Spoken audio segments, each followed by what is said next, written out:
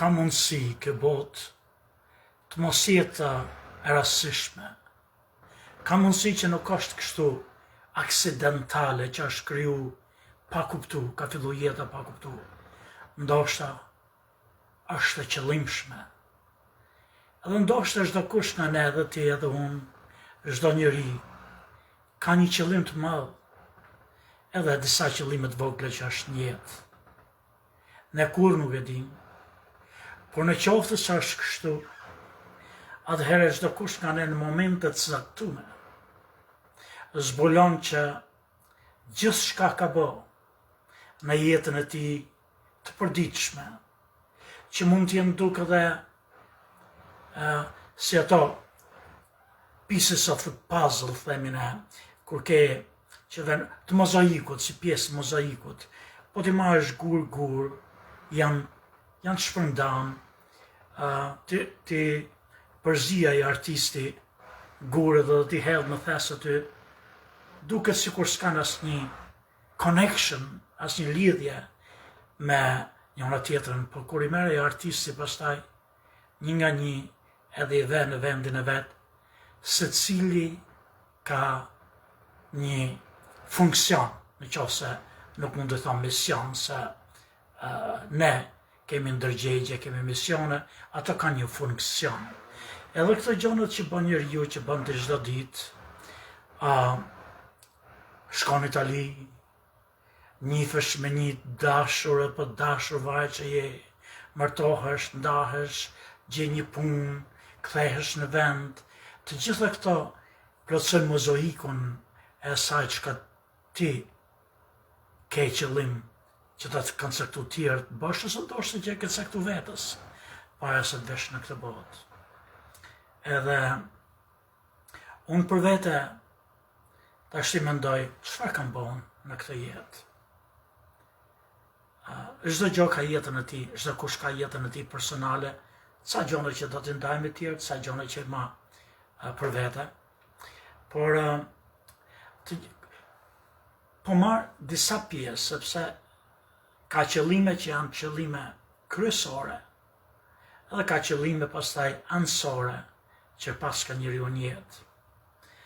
Unë kam shkrujt aty pak vjersha, kam shkrujt nga herë në tregim, unë kam dhënë mësim, qoftë, duke filluar nga shkollat fillore në Shqipëri e deri në departamentin e shtetit këtu për diplomatët që shkojnë edhe punojnë jashtë shtetit. Kam punuar aty këtu edhe në punët më të rëndonta, më të vështira, që vetë siç janë për shembull kooperativat hapësh kanal, e deri kam punu, fjala vjen në departamentin e shtetit, kam dhënë mësim në zërin e Amerikës, kam punu për tjertë, deri atje sa kam la edhe dyshemete McDonald's është një restorant, Burger King, për tjertë, edhe pastaj kanë pas 300-400 veta që kanë punu për mu, që kanë qenë profesor, avokat. Jeta është e çuditshme. Kam pas lidhje me njerëz që edhe miq e shok që kanë përfunduar rrugëve dhe janë homeless, ashtu sikur se kam pas njerëz me detyra të lartë shtetërore, qoftë në Shqipëri, qoftë në Amerikë. Edhe kam ardhur tash në një moment që jam myll këtu, herë tek shtëpia ime, herë në një hotel, një kazina, ku bashkëpunoj me një grup avokatësh për një çështje gjyqësore që unë e kam dhe jam në përgatitje. Edhe kjo çështje gjyqësore tash për këto kohët e fundit, tash që jam i presupozum, si thëmë, i fokusum, i dhonë vetëm as kësaj, më duket që kjo gjithçka që kam bën jetë, më duket që ka qenë para përgatitje për këtë ditë gjyqi. Unë tashti mendoj që do të shkoj atje në gjyq, në korrik. Edhe qëllimi im nuk është që të fitoj, dëshira ime është që të fitoj. Qëllimi im është që të mos bëhem qesharak, mos shkoj pa përgatit. Edhe unë du t'i jap me mendimin tim me dëshirën time, me përpjekjet e mia, du t'i japë t'i falë jurisprudencës diçka që ata nuk e kishin imagjinu, që t'jo servirte dikush që as anglisht nuk e flet mirë, që nuk ka studiu për avokaturi, edhe them jeta që njeriu ka bë dhe jeta që unë kam bë. Ato ingranimet e mia, fushët në për të cilët unë kam kalu, dhe kryesisht jo vetëm kam shkruajt poezi, kam shkruajt tregime, kam bë përçapje për romane dhe skenare filme që kanë ngel gjithë, sa të përgjësumet, sa që majnë për disja dhe shumica që kanë humbë. Unë vazhdimisht e humb gjanët, dhe vazhdimisht kur kam shku bile dhe kur ca shokur shtrija më kanë tërgu që kanë librat mi që i kam shkruajt dhe i kam humbë. Ymer Nurga për shembull, fjala vjen një shoku i më thotë që kam poezi të tuaja që ti shkruajnë dhe i kam mbrojt aty. Po kështu, unë i humb gjanat që shkruaj. Por nuk e marr vetëm me poezi, kam lexuar kryesisht filozofi. Edhe atë kryesisht e lexoj vetëm për dëshirat, për më zbërthy atë qenjën dhe mos qenjën tonë, sikurse më pëlqen edhe kozmologjia, se çka është në botë, edhe për shembull, edhe natyrisht ato dimensioneve të tjera nëse jemi vetëm ne. Por gjitha këto, unë tash mendoj që kanë qenë para përgatitjen time për këtë gjyq. Ju siç e shihni, ose siç e dini, ju që jeni miqtë dhe shokët e mi, unë frekuentoj kazinat. Mirë po unë i urrej për vdekje kazinat.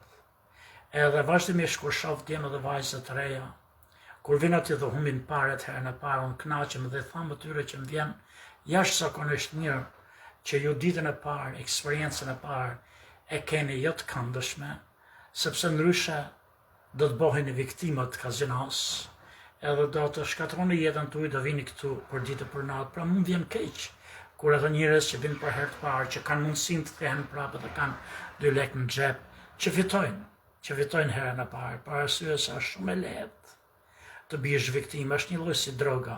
Unë i urrej këto.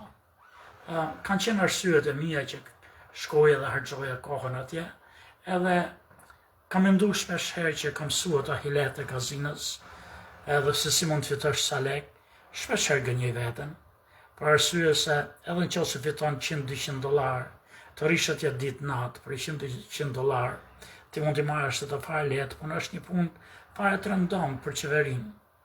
Ne shqiptarët, sidomos do të flas për botën tonë, për moshën time, që kanë ardhur në Amerikë dhe kanë familje, edhe kanë fëmijë.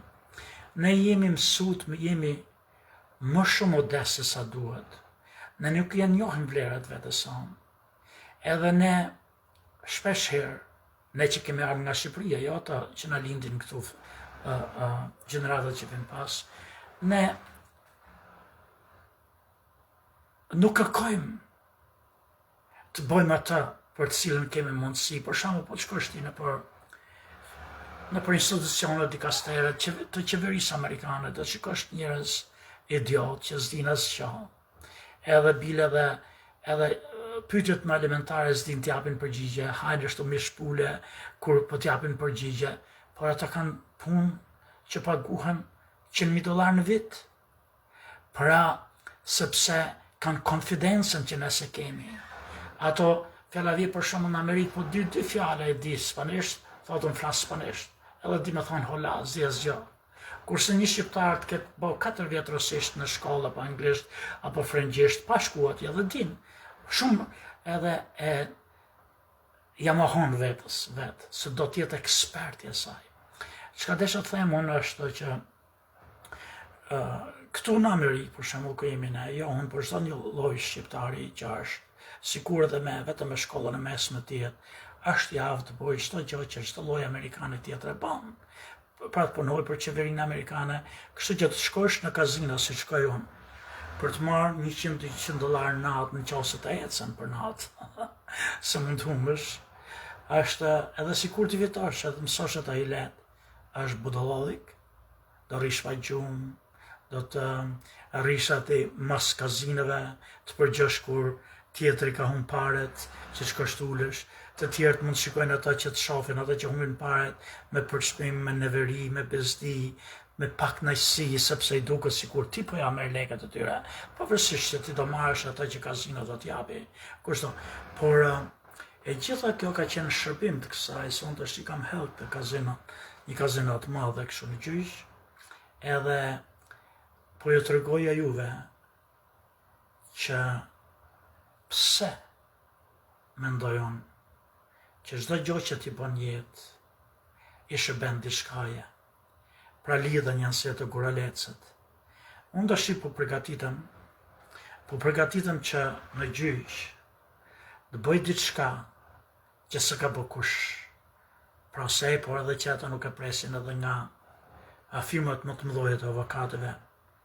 Në qoftë se, natyrisht, gjykatësit do të mblejmë sa të mund pengojnë, mund sabotojnë prezentimin e evidencës, ato pyetjet kur t'i vesh ato dëshmitaret në si quhet stende që vjen atje në podium dhe i pyet, ato mund të sabotojnë punën tate, por në qoftë se çdo gjë shkon mirë, unë po mundohem të bëj ata që s'e bën askush.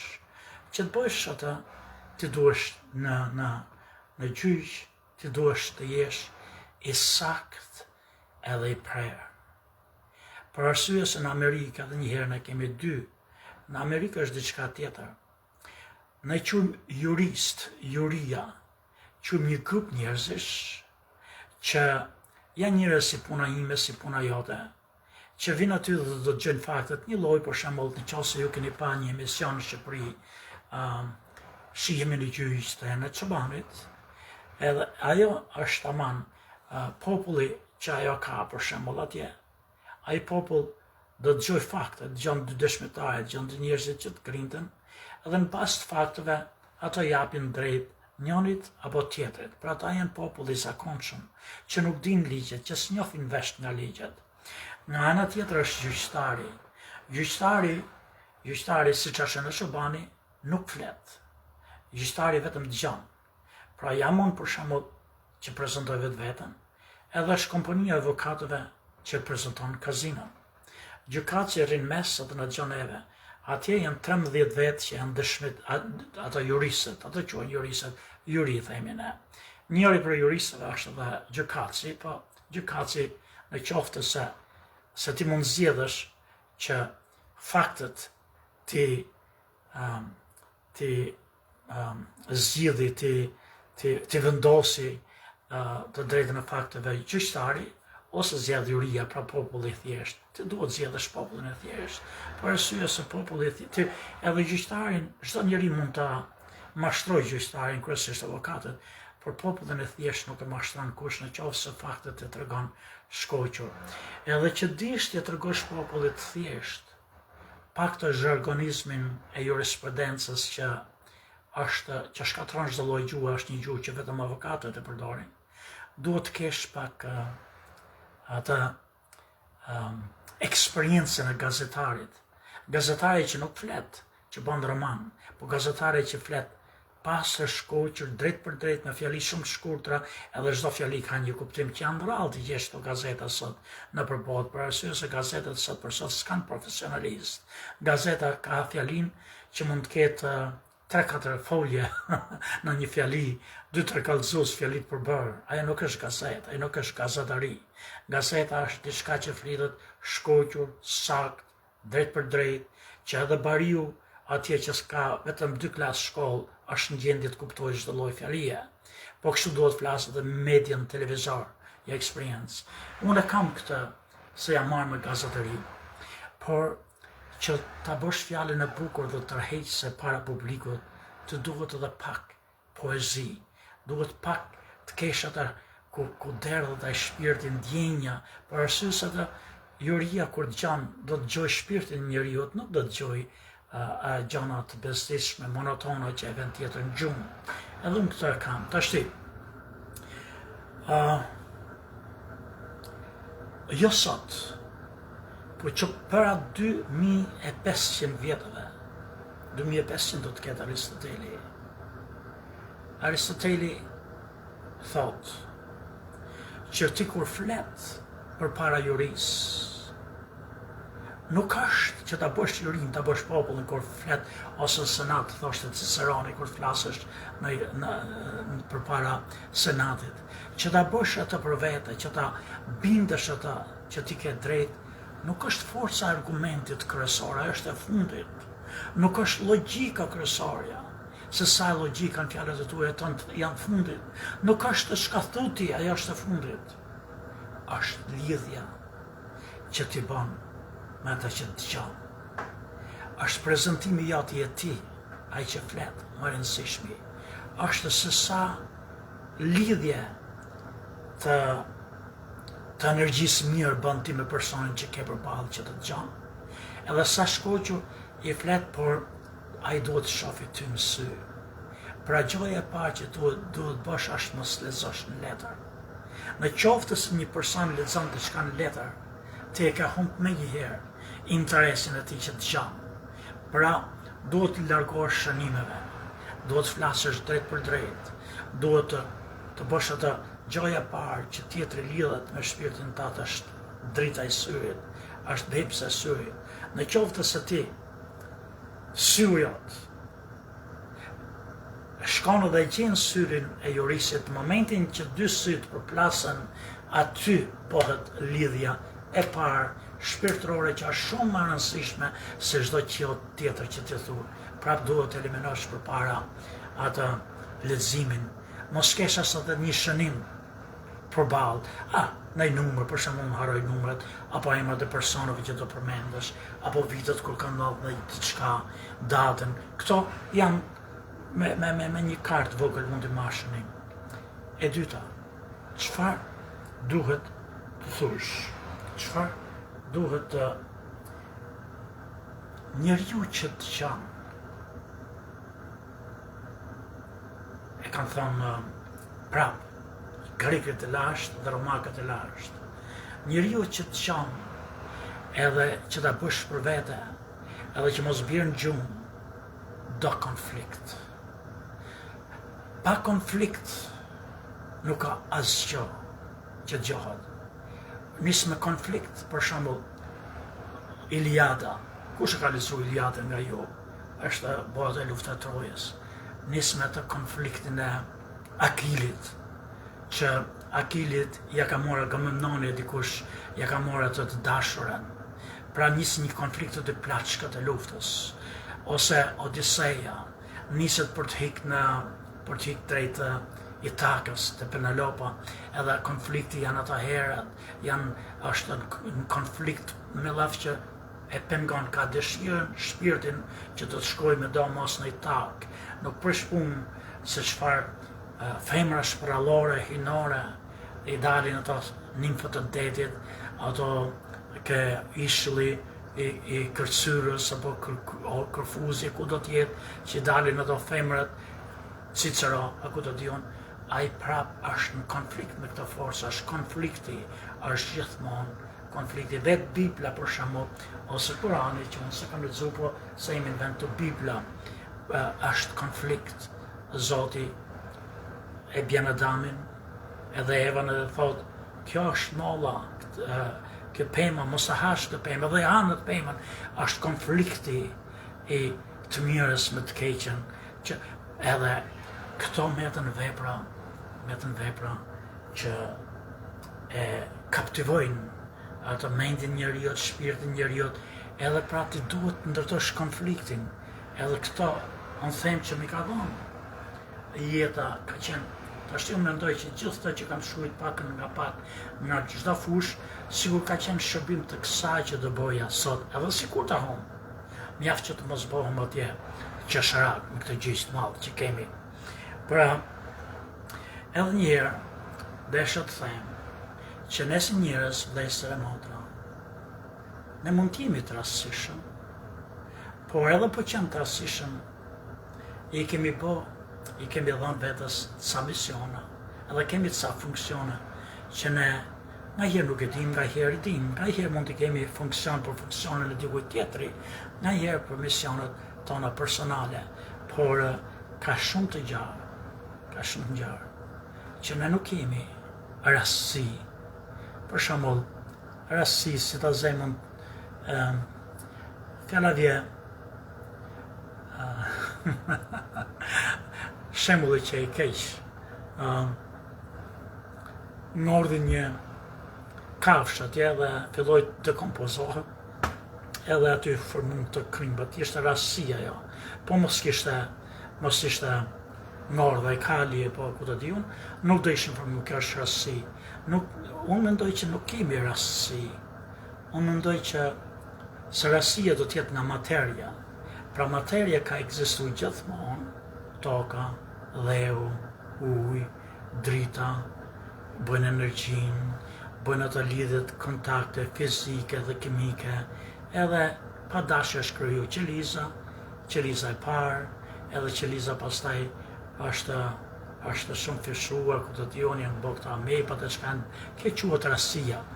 Por mund të mos jetë rastësi, se në qoftë se materja ka ekzistuar gjithmonë, atëherë është krejtësisht e mundshme që edhe shpirtit ketë ekzistuar gjithmonë.